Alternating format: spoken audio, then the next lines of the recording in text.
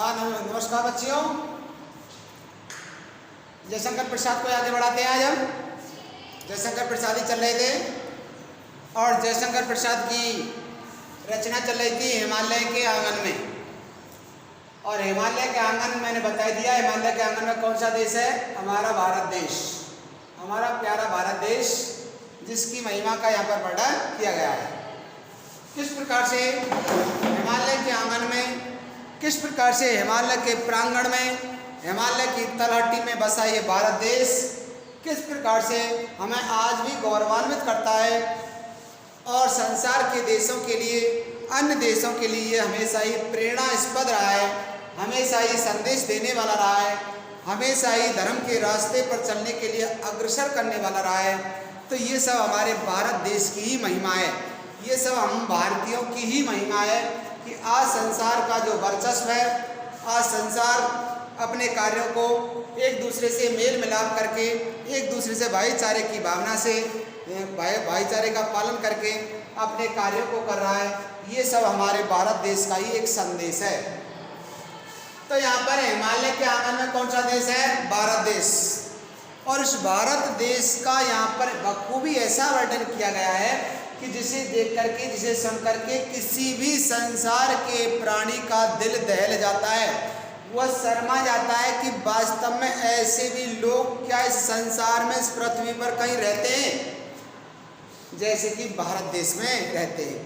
तो भारत देश हमेशा से ही प्रेरणादायी रहा है। कैसा रहा है? प्रेरणादायी रहा है, हमेशा ही प्रेरणा का स्रोत रहा है, हमेशा ही लोगों में जागृति फैलाने वाला रहा है, हमेशा ही लोगों को सद्मार्ग पर चलने के लिए अग्रसर करने वाला रहा है। ऐसा हमारा कौन सा देश है?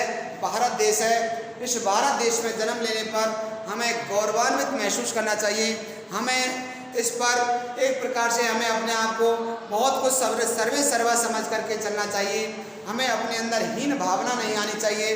बहुत से लोग जो कहते हैं कि भारत में कुछ नहीं है, भारत से बाहर विदेशों में, संसार के अन्य देशों में बहुत सारी सुख समृद्धि है, लेकिन सुख समृद्धि, पैसा ही, धन दौलत ही सब कुछ नहीं होता।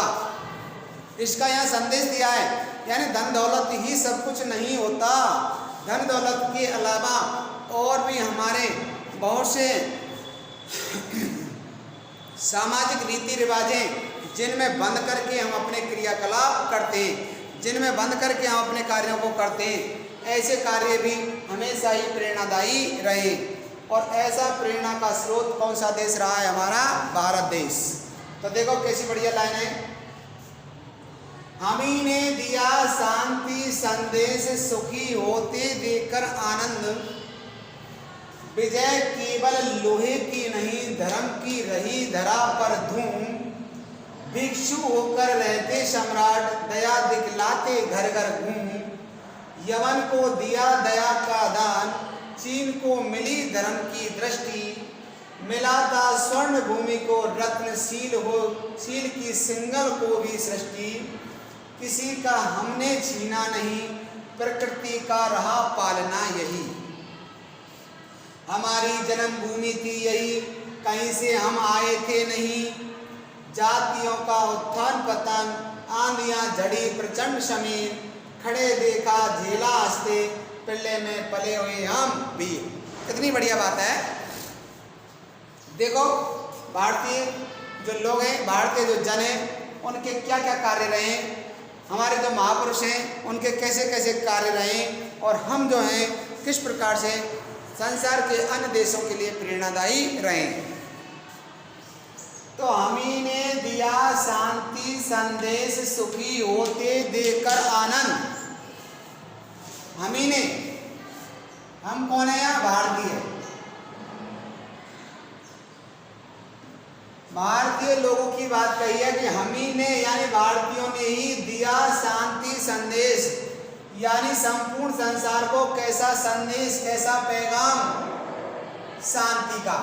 यानी हमने ही संसार के अन्य देशों को शांति से जीना सिखाया। जो देश हमेशा ही आपस में लड़ते झगड़ते रहते हैं, आपस में ही हथियारों की होड़ लगाए बैठे हैं, हमेशा ही मानव जाति के शत्रु बने बैठे हैं, ऐसे मानव जाति के शत्रु बने देशों के लिए हमने ऐसा संदेश दिया है, ऐसा पैगाम दिया है। और वो पैगाम कौन सा है हमारा? शांति का, कि भाई शांति से जीना सीखो, शांति से रहो, हमेशा ही लड़ते झगड़ते मत रहो, हमेशा ही छीना झपटी में मत रहो। तो हमने कौन सा संदेश दिया? शांति का संदेश हमने दिया। सुखी होते देकर आनंद, और ये शांति का संदेश देकर के हम बड़े सुखी होते हैं और बड़े आनंदित होते हैं। यानी हम शांति का संदेश दे करके लोगों को शांतिपूर्वक जीना सिखा करके बड़े ही हम प्रसन्न होते हैं। यानी हमें बड़ा आनंद आता है, ऐसा कार्य करने में बड़े आनंद की अनुभूति होती है, हम गौरवान्वित महसूस करते हैं। विजय केवल लोहे की नहीं, धर्म की नहीं, धरा पर धूम। विजय केवल लोहे की नहीं होती विजय। लोहा माने हथियार, और हथियार यानी जैसे तलवार है, भाला है, जो लोहे के बने हुए जो अस्त्र शस्त्र हैं। तो विजय केवल यानी विजय माने जीत, यानी जीत केवल लोहे की नहीं होती, केवल अस्त्र शस्त्रों से ही नहीं होती, लड़ाई झगड़ों से ही विजय नहीं मिलती। किसकी रही है? धर्म की रही धरा पर धूम। अरे धर्म की भी इस धरा माने धरती पर, धरा माने धरती पर हमेशा क्या रही है? धूम रही है। बड़ा ही एक प्रकार से इस धरती पर धूम मचा दी। किसने? धर्म ने। अरे हम केवल अस्त्र शस्त्रों से ही युद्ध नहीं जीतते, बल्कि धर्म के रास्ते पर चलकर भी हम किसी भी देश पर राज कर सकते हैं, हम किसी दूसरे को हम अपना बना सकते हैं। तो केवल युद्ध लड़ना ही विकल्प नहीं है, विकल्प यह है कि तुम धर्म से रास्ते पर चलना सिखाओ, निश्चित ही तुम उस पर विजय प्राप्त कर लोगे। भिक्षु होकर रहते सम्राट दया दिखलाते घर घर घूम। और देखो जो हमारे यहाँ के भारत के जो सम्राट रहे हैं, जो शहंशाह रहे हैं, जो राजा रहे हैं, वो कैसे हो गए थे? भिक्षु। भिक्षु माने कौन हो गए? भिखारी। कैसे? हमारे यहाँ के तो ऐसे ऐसे सम्राट हुए हैं, ऐसे ऐसे राजा हुए हैं, जिन्होंने अपनी सारी संपत्ति को दान कर दिया, और दान करके क्या बन गए? भिखारी बन गए। अपनी संपत्ति किसे भेंट कर दी? किसे दान कर दी? भिक्षुओं को, भिखारियों को।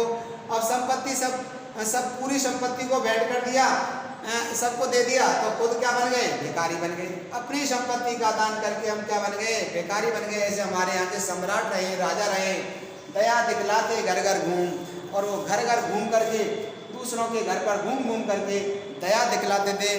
जो निरीह प्राणी थे, जिन्हें आश्रय की जरूरत थी, उन्हें आश्रय प्रदान करते थे।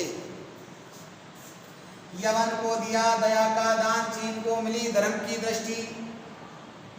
यवन मान होता है मुस्लिम, और मुस्लिम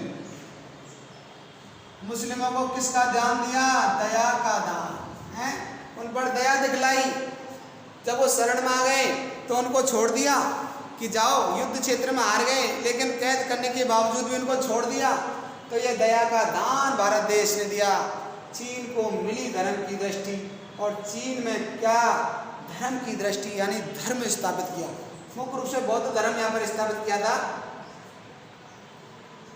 सम्राट अशोक के द्वारा यहाँ बौद्ध धर्म का निर्माण किया गया, बौद्ध धर्म का यहाँ विस्तार किया गया। तो चीन में धर्म का प्रसार किया गया। चीन के जो लोग थे वो धर्म विहीन थे, उनको धर्म के रास्ते पर चलना सिखाया।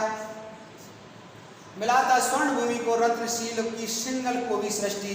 मिलाता स्वर्ण भूमि को, स्वर्ण भूमि एक देश था जिसका नाम था श्याम देश,